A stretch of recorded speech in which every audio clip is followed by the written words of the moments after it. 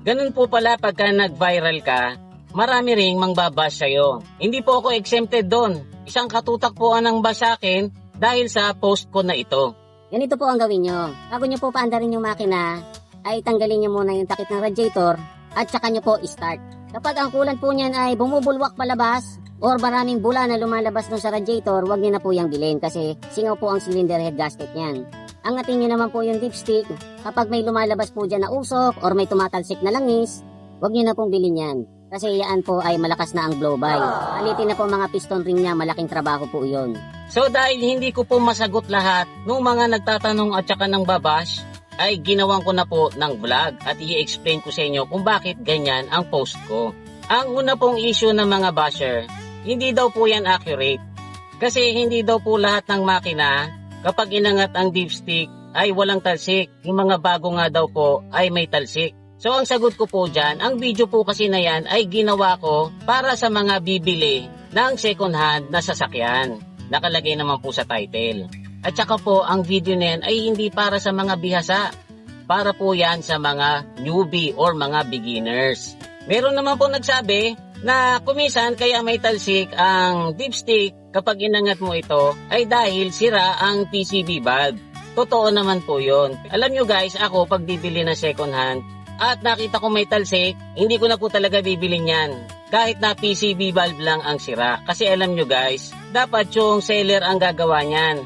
Bago niya ibenta yung sasakyan, dapat ipagawa niya na yung PCB valve nang hindi mapintasan yung unit na ibebenta niya.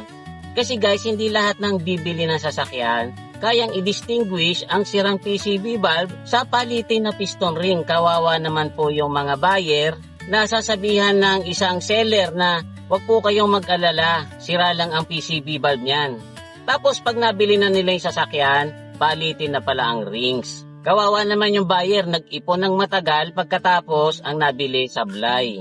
Kuminsan naman po ang sasabihin sa inyo ng nagbebenta ng sasakyan, kaya po yan may talsik kasi medyo nasobrahan po ng lagay ng langis. So ganun din po ang sagot ko. Bago nyo po ibenta yung sasakyan, itama nyo muna yung level ng langis para hindi mapintasan ang binebenta nyo. So ang susunod naman po na issue ay yung tungkol sa bumubulwak sa radiator or bumubula. Ang sabi ng iba, normal lang na bumubulwak palabas yung tubig. Sa totoo lang naman po, talagang pagka binuksan nyo yung radiator at in-start nyo, may lalabas na tubig. Pero pagka parang fountain yung lumabas dyan, yung sumisirit palabas, ay ayawan na po yun. Huwag na pong bilhin yung sasakyan na yun dahil singaw ang cylinder head gasket nun. Ngayon, sasabihin naman po kuminsan na nagba-buy and sell. Kaya po yan bumulwak kasi tinanggal na po ang thermostat niyan. Ito po ang sagot ko dyan. Pag bumibili po ako ng sasakyan at sinabi sa akin tinanggal ang thermostat, hindi ko na rin po yan bibilin. Kasi alam nyo guys, ang matinong cooling system, kailangan may thermostat. Karamihan po kasi nang nagtatanggal ng thermostat, kaya nila yan tinanggal kasi umiinit yung sasakyan nila kapag may thermostat. Ngayon sasabihin naman po nung iba, kaya po yan bumubula kasi kailangang i-bleed. Baka may hangin lang sa loob. So ang sagot ko po dyan, asikasuhin nyo munang i-bleed yung cooling system para hindi makitaan ng bula at hindi mapintasan yung binebenta nyo. Mas mabilis nyo yung maibebenta kapag aasikasuhin nyo yan. Meron naman pong nagsabi, hindi naman agad-agad daw cylinder head gasket ang sira. Baka naman daw overhaulin lang yung radiator. So ganun din po.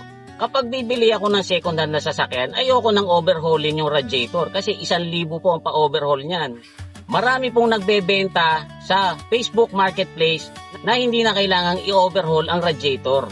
So ngayon guys, ulitin ko po, ang video po na yon ay hindi para sa mga experts at saka marurunong. Yan po ay para dun sa mga beginners o yung mga hindi pa bihasa sa pagtingin ng makina. Kaya nga po madalas kapag titingin kayo sa marketplace, ang makikita nyong description, walang usok, walang talsik, walang bulwak, no overheat. At kapag pinuntahan nyo yung unit na yan at totoo lahat ng sinasabi niya, magkakatawaran kayo at kapag nagkasundo kayo sa presyo, magkakabentahan kayo. Pero ako po kahit marunong akong tumingin ng makina, pag nakita ko yung may talsik, may usok, bumubulwak ang tubig sa radiator, hindi ko na po yan bibilin kasi marami pong nagbebenta sa marketplace na mas matino.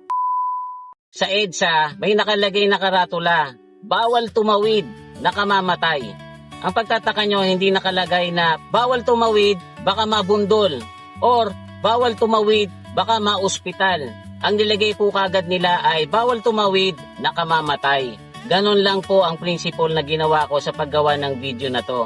Sinabi ko kagad doon sa mga possible na bibili ng sasakyan, huwag kayong bumili ng may talsik, may usok, or may bulwak kasi singaw ang cylinder head or palitin ang piston ring para sure na hindi sila makakabili ng sablay. At the end of the day, mas mainam po na wala silang mabili kaysa makabili sila ng sasakyan na diretso sa talyer para ipagawa. Tandaan nyo po, pag bibili kayo ng sasakyan, yan ay dahil sa gusto nyong magamit na yung sasakyan. Huwag kayong bibili ng sasakyan na merong pagawain. Sasakit po ang ulo nyo. Huwag po kayong padadala sa mga sales stock ng mga buy and sell na dishonest. Wala po akong against sa mga nagba-buy and sell. Marami po akong kabarkadang nagba-buy and sell. At marami pong honest na nagba-buy and sell na inaayos muna yung unit bago nila ibenta.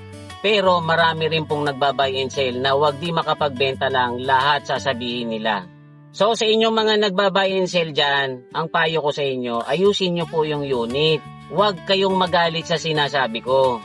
Kasi kung maayos ang binibenta nyo, mas madali nyo yang maibebenta sa mas magandang price kesa ubusin nyo yung oras sa pagkontra sa sinabi ko. So muli, ito po si Kuya Mikmik na nagsasabing, pag marami kang alam, hindi ka malalamangan. Bye-bye!